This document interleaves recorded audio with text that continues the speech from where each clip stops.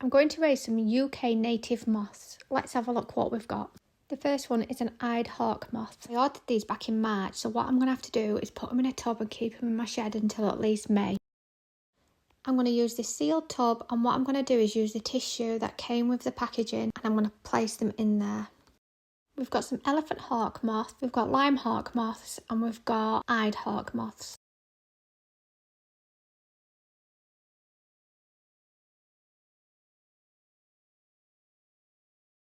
The lime hawk moth usually hatches between May and early June, when the temperatures are consistently reaching 15 degrees or more. So what I'll do, I'll place all the pupa into a net at that point, and I'll keep them back in my shed. I'm going to place them on some tissue paper like this, probably dampen the tissue paper and put them back in the shed.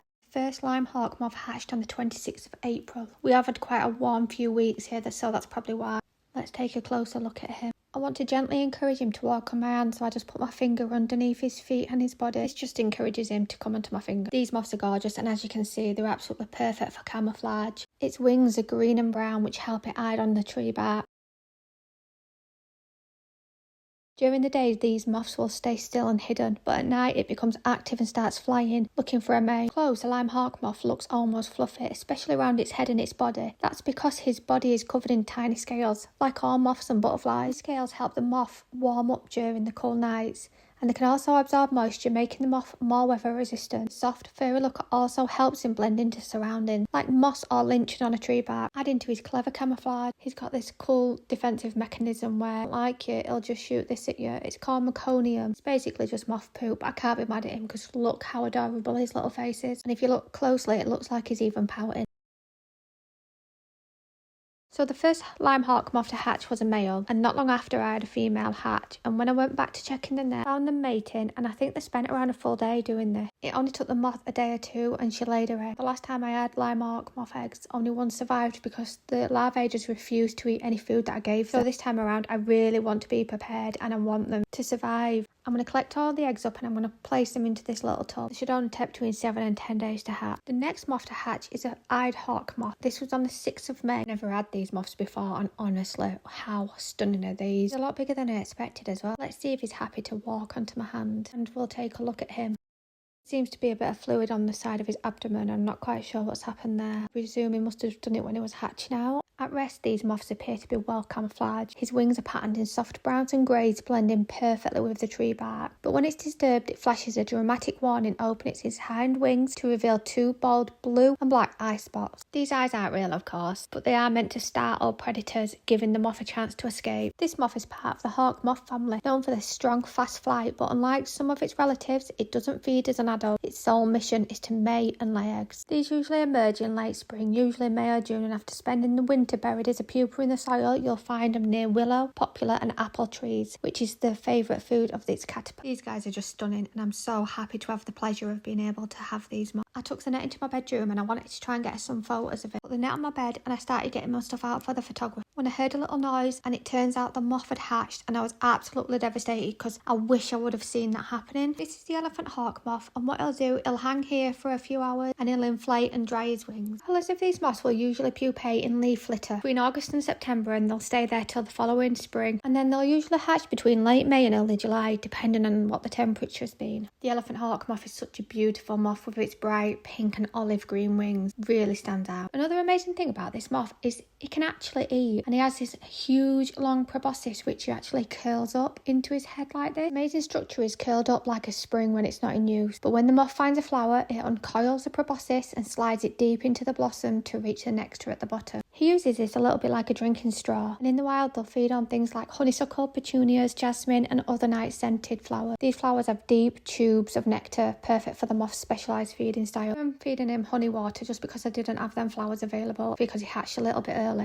But I also tried him with some sugar water too. At first I thought I'd need to give him a helping hand to start feeding, but he was able to do it all by himself. What I actually ended up doing though is getting a little small tub and getting some cotton wool balls, dipping that into the sugar water and allowing the moth to feed freely. It just means I don't need to worry about him drowning. I left this little dish into his enclosure so he can just feed whenever he wants. It's just a lot easier for me and for the moths. These moths are incredible flyers and they can even hover in midair just like a hummingbird while they're feeding. That way it never has to land, which keeps it safe from predators hiding on the flowers. These moths are also surprisingly fast flyers. They can reach speeds of around 20 to 25 kilometers per hour, which is 12 to 15 miles per hour. This speed combined with the ability to hover in place makes them agile and efficient nectar feeders, especially helpful at dusk when visibility is low. An hawk moth can live for around 2 to 5 weeks after emerging from his pupa, but his main goal is to find a mate and lay eggs. So far only one elephant hawk moth has hatched and no females, so I'm not sure if we'll get any eggs this time around. With these moths I'm keeping the net in my shed to see how they get along, and because I'm just struggling for space in my bedroom to have so many nets. I still have some more pupas to hatch, but in the meantime I've got elephant hawk moth, I've got an eyed hawk moth, and I've also got the lime hawk moths. So for now I'm going to clean out the bottom of this enclosure, get rid of this old tissue paper and put some clean fresh one down. The lime hawk moths look like they've only got a couple of days left. Unfortunately they just don't live that long. You can tell when they're coming to the end of their life, one because the wings are really dry, and they also start losing the grip, and as you can see it can't really climb onto my hand very well either. The colour of the moth starts to fade as well, and they do get really dull compared to these two who, as you can see, are really vibrant coloured. The wings are in lovely condition, and these moths are only a couple of days old. This is footage from when they first hatched, but what I want to do is just show you close up at the proboscis of this moth. This moth unfortunately is unable to eat, but sometimes they do hatch with a small proboscis. It's just underdeveloped. Because of this, these moths will only live for a few weeks. The lime hawk moth is not as fast or agile as other hawk moths like the elephant hawk moth or death-head hawk moth. While it's capable of strong flight, it's generally slower and less active, especially compared to the fast hovering species. These moths tend to fly at night and are often staying close to the trees or the vegetation. Males are often more active flyers than females, especially when they're seeking mate. They'll fly longer distances. The lime hawk moths did lay eggs and the eggs did hatch. It was an excellent hatch rate with almost all of the eggs hatching, but there was an issue. I had 3 different food sources available for them to try. I'd read somewhere that they feed on acer. Now I have none of these in my garden and I don't know if it's the correct one, but I thought I'd give it a try. I made sure it was nice and clean, and although caterpillars don't eat for the first few hours after hatching, I did try and keep a close eye on them and see if there's any signs of them eating this. It soon became apparent that they really wasn't eating it and they wasn't happy, so what I did is I moved them over and I added some hazel in there instead. And after a few hours, they still hadn't even taken a small bite. Again, I'd had a look and it did say that sometimes they will take this food plant, and because it's easy accessible for me, I decided to give it a try. I then changed it and gave them silver birch. Now the problem with this is I really struggled to find it. There is a tree near me, but it's so high that even with ladders I'm unable to get hold of it. A lot of them just didn't take to this. I don't know if it's because they'd been left a few hours from the first food plant that I've tried to then when it comes to the silver birch they just had enough, or if they just really wasn't happy with the silver birch at all. I really don't know. I was able to get hold of a tiny little bit, but all the other food sources it does say that they'll eat I really can't find. In the end only one seems to have survived, and he seems quite happy just sat munching on the silver birch. Is growing great. He's now molted a few times and look at how cool they look. Such a gorgeous caterpillar. How they have this like triangle shaped head.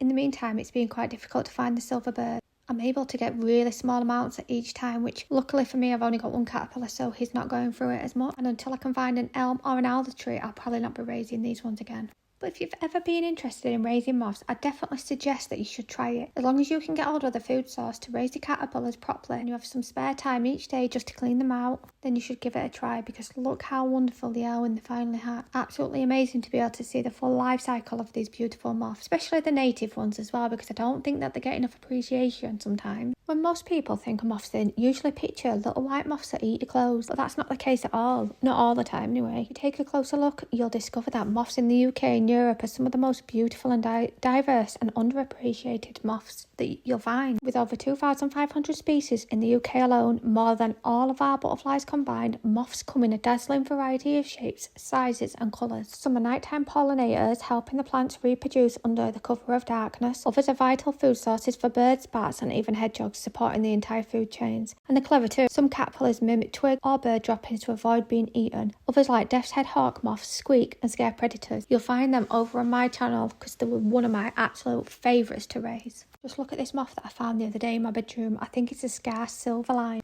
and he's absolutely gorgeous. Just look at him. I really enjoy raising different kinds of moths, whether they're exotic moths, ones from the UK, native moths, or ones that are just visitors to here in the UK. It's also a really big learning experience because as I'm raising these moths, I'm learning on the go. I'm not an entomologist and I'm not a specialist when it comes to any kind of moth. All I'm doing is just doing what I can and raising them as best I possibly can. If you enjoy watching my channel and watching me raise these moths and learning with me, please do me a favour and like and subscribe. It does me a massive favour and hopefully it'll help me continue to be able to do this journey. If you made it this far, I just want to say thank you for watching the video and hopefully I'll see you on the next one.